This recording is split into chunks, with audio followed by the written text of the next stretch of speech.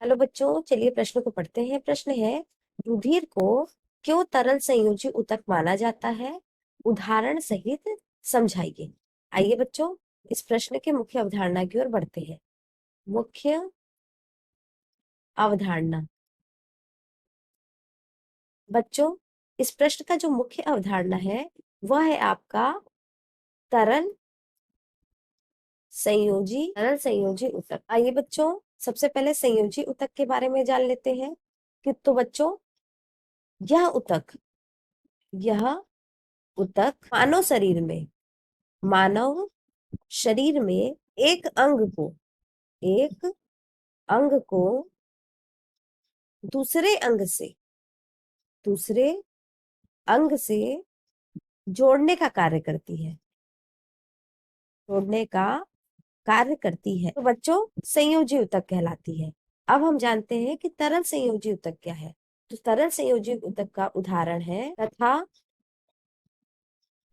रक्त तथा प्लाज्मा। जैसा कि प्रश्न में पूछा है कि रक्त को अर्थात रुधिर को तरल संयोजी ऊतक क्यों माना जाता है, तो बच्चों हम जान लेते हैं कि रक्त को, या हम कह सकते हैं रुधिर को तरल संयोजी ऊतक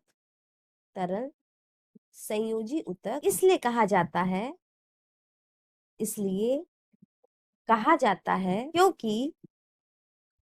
क्योंकि इनका अंतर कोशिकीय पदार्थ तरल तरल होता है।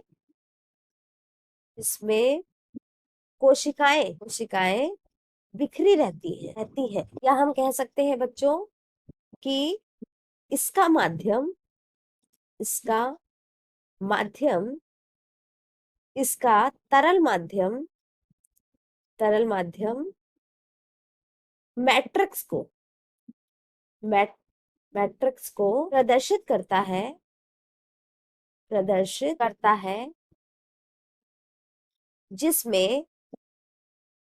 जिसमें जीवित कोशिकाएं जिसे हम बच्चों रुधिराणु भी कह सकते हैं,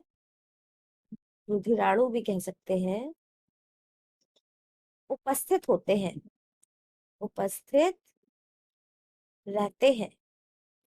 और बच्चों, वह रुधिराणु है आरबीसी, डब्ल्यूबीसी तथा प्लेटलेट्स अणु इसमें फैले रहते हैं। आइए बच्चों, हम उदाहरण से समझते हैं। यह पोषक तत्वों का परिवहन करती है। इसलिए बच्चों, यह तरल संयोजी ऊतक है, जिससे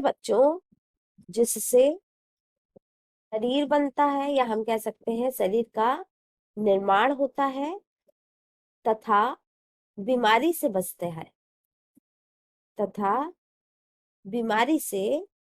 बचाव होता है। साथ ही साथ बच्चों, यह ऊतक क्षति बहाली में भी सहायता करता है। यानी कि बच्चों, ऊतक में अगर कोई क्षति हो जाती है तो उसका भी निवारण करता है, इसलिए यह तरल संयोजी ऊतक है। साथ ही साथ बच्चों, यह अपशिष्ट पदार्थ उत्सर्जित करने में भी सहायता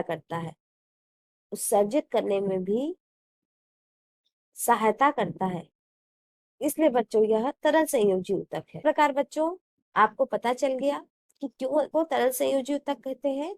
क्योंकि बच्चों, इनका अंतर कोशिकीय पदार्थ क्या होता है? तरल होता है, जिसमें कोशिकाएं बिखरी रहती है, या हम कह सकते हैं कि इनका माध्यम मैट्रिक्स को प्रदर्शित करता है, जिसमें रुधिराणु उपस्थित होते हैं, जैसे हमारे आरबीसी, डब्ल्यूबीसी तथा प्लेटलेट्स। उदाहरण के तौर पे बच्चों, यह परिवहन में मदद करता है, यह बीमारी से बचाता है, यह ऊतक को भी ठीक करता है, और साथ ही साथ उत्सर्जन में भी मदद करता है। इस प्रकार बच्चों, आशा करते हैं मुख्य अवधारणा के आधार पर प्रश्न का उत्तर समझ आया होगा। धन्यवाद।